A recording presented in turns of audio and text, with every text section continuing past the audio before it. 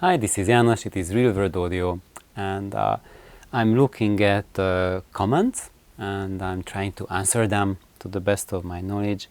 And this will be on the video on the Zobels. I just recently had a short video on that, and I received excellent questions on that. And one of them was by Zoe Nagy, and she was asking, why isn't Zobel network included in speakers, since we would expect a flat impedance curve visible to the outside?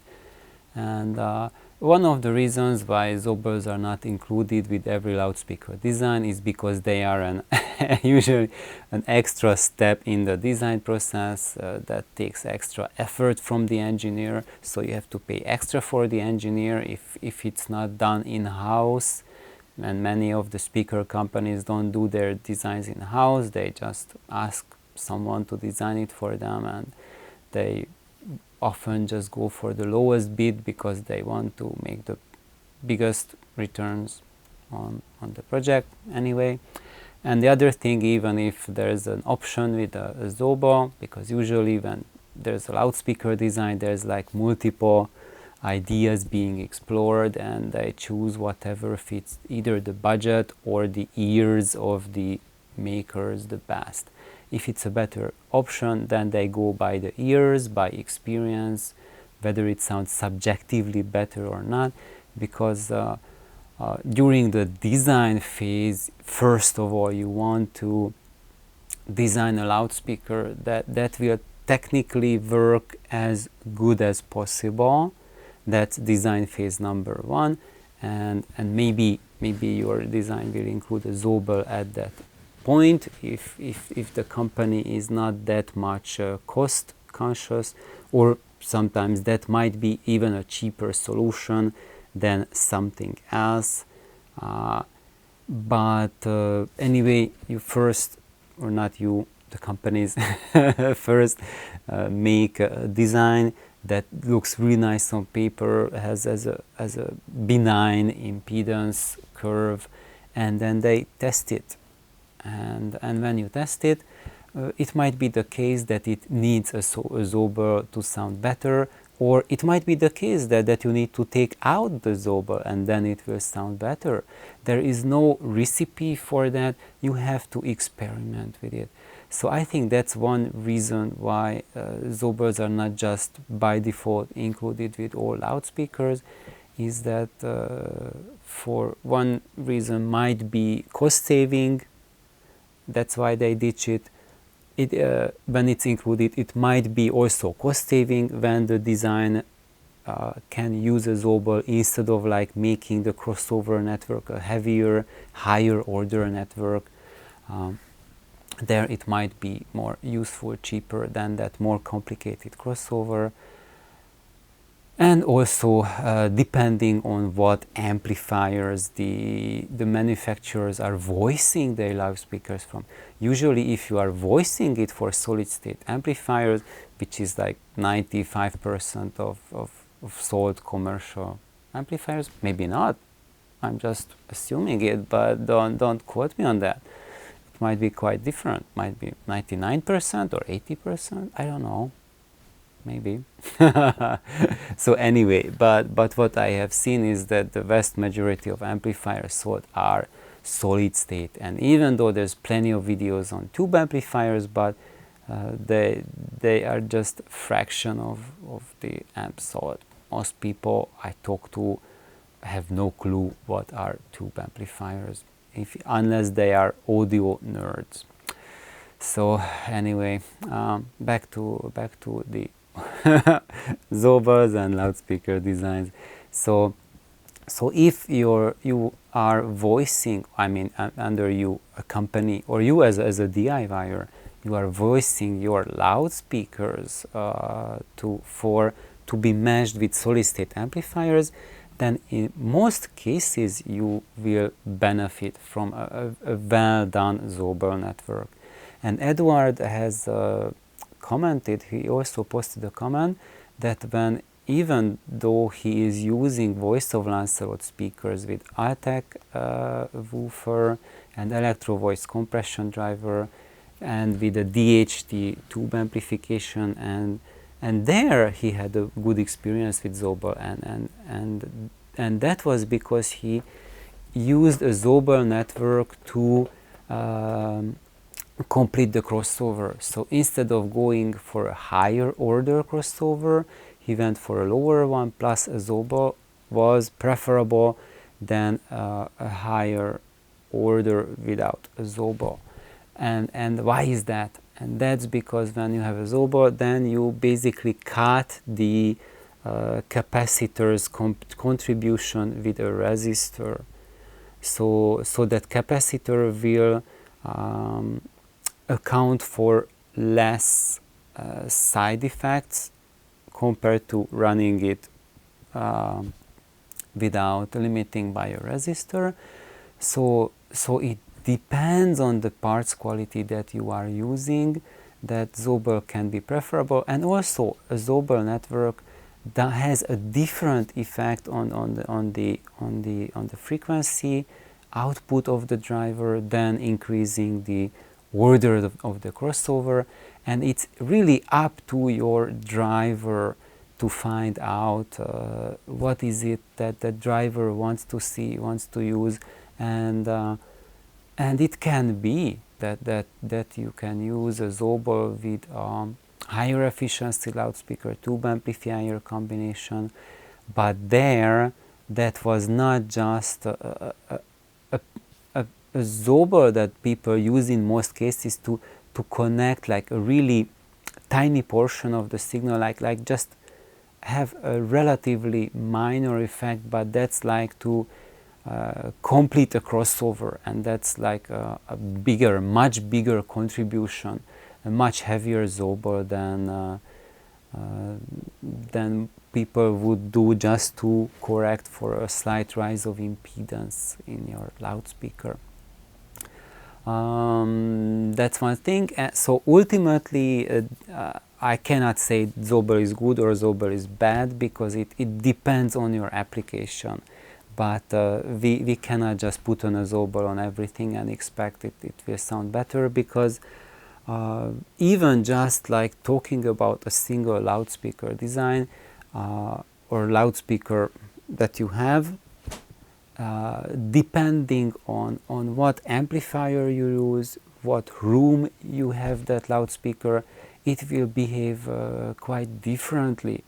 And even with the same amplifier, in one room it will sound better with a Zobel, and in another room better without a Zobel.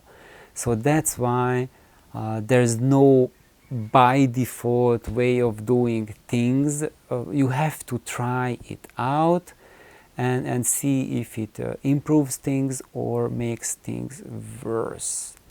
And as usual, if you put a Zobel on a loudspeaker, it will have benefits and drawbacks as well. And both of these will depend on the implementation, on the values that you use for the Zobel, and also very highly on the quality of the parts you use, plus the resolving power of your audio system. So if it has the ability to resolve a lot of micro details, a lot of micro level, low level information. And this is not a simple subject, because there's a lot of systems that don't really resolve that well, like they don't resolve at all any micro level dynamic detail, which is largely unknown to a lot of audiophiles, even with systems that can resolve incredible level of textural detail. It doesn't mean that the system can resolve any dynamic detail whatsoever. In effect, a lot of these systems are very poor at resolving microdynamics. When you add Zobels, especially when using low to mid quality parts, then a lot of that microdynamic level information will be gone, and some of the textual information as well.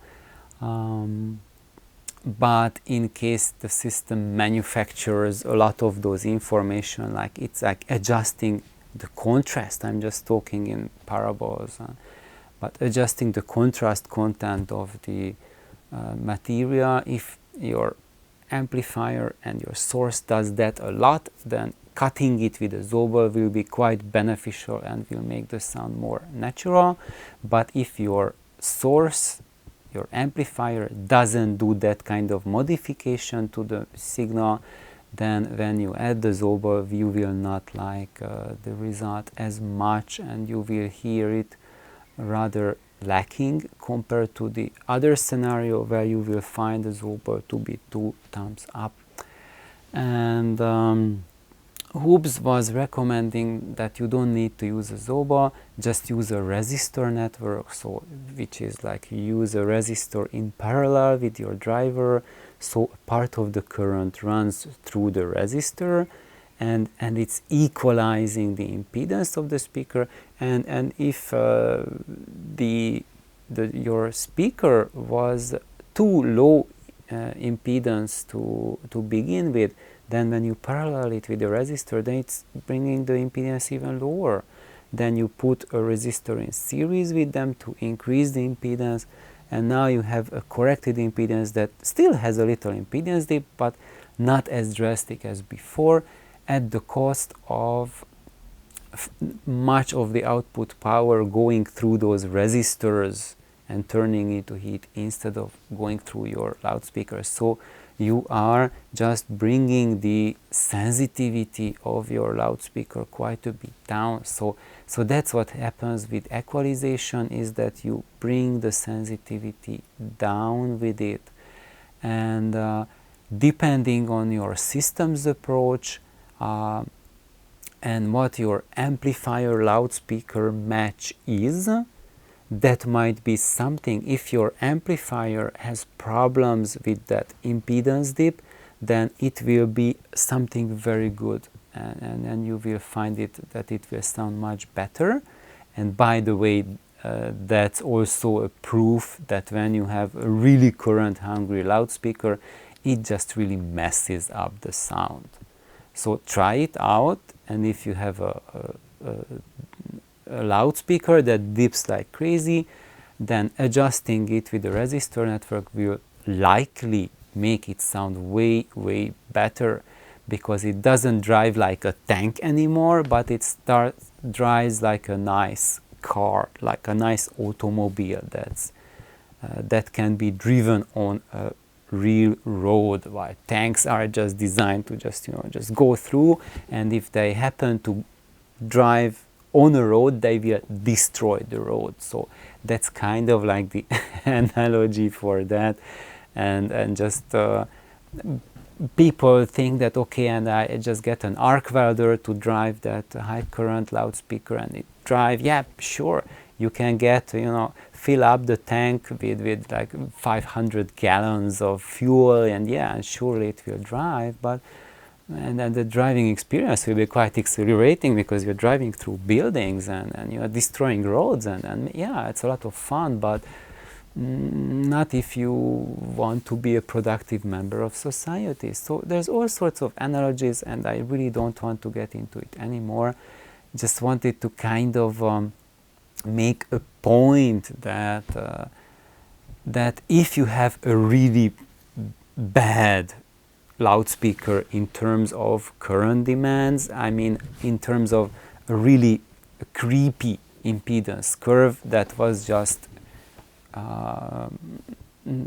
due to negligence or due to just some, maybe there are some companies who design it on purpose to have such high impedance dips, because it really sells it. Based on the comments I'm seeing on other people's channels and how people react to that, it's just, just need an app that can do it. It's just like, it is a selling point. So that's the facepalm of our age, is that now having a loudspeaker that has a terrible impedance curve, it is a major selling point. And that's the number one reason why companies don't even attempt to correct the impedance of the loudspeakers. And I'm not talking about all of the companies, I'm just talking about those companies that sell for marketing reasons, just to make money. And that's at the top of their portfolio. So which companies are those? Those are that are owned by investment companies who just look at the profits. And in those cases, these are the companies who created that image to so-called blind the peasants to just buy a powerful amp, it will drive it. Yeah, it shows how cool you are. You have a beefy amp. Yeah, sure, you have a beefy amp driving a heavily compromised loudspeaker. But there's plenty of companies who really take care of the drivability of the impedance of the loudspeaker. There you don't have these issues. And they use Zobels and resistor compensation for the impedance with a good measure. So basically that's my message, is that while from my standpoint, where my system is, if I would take with my voice over Lancelots or my cube audio driven void pipes or my AOs, if I would put into any of them, either Zobel or a resistor network, it would take the sound where I don't want them to go. I have tried it and I didn't like it. It's just a loss of that such a fine micro detail that that it just takes away that spark of the music that I listen for, and that might be something really tiny, and people say, oh, why do you want such tiny thing? But it's something that I don't really hear with any other systems, because they are not optimized to deliver that kind of detail level. So if you use those approaches on the majority of commercial systems, you will not find anything lacking, because you don't have it in the first place. So if it's not possible to come through after that, you still won't be missing anything, because you haven't cut out anything. But for me, I'm noticing that the spark of life, that's the tiny thing. And you might think of it as tiny, but yeah, it's kind of like looking at a person sleeping or looking at a corpse. The difference might be really tiny, and if you take a photograph, you might not see it. You show it like a person as sleeping or a corpse. If you have the corpse on a slab, of course you know it's a corpse. But if you have both of them in a bed, in the same room, under the same light, which is not strong hard light, just like nice little light, most people won't be able to tell the difference. But when you are in the room and you see a dead person, you instantly know right away that that's a dead person, and then the difference could not be any bigger. And that's why well, this is now becoming more of a philosophical video, but a lot of music and listening to music is really on the philosophical domain, how it interacts with you, what it brings out with you. And when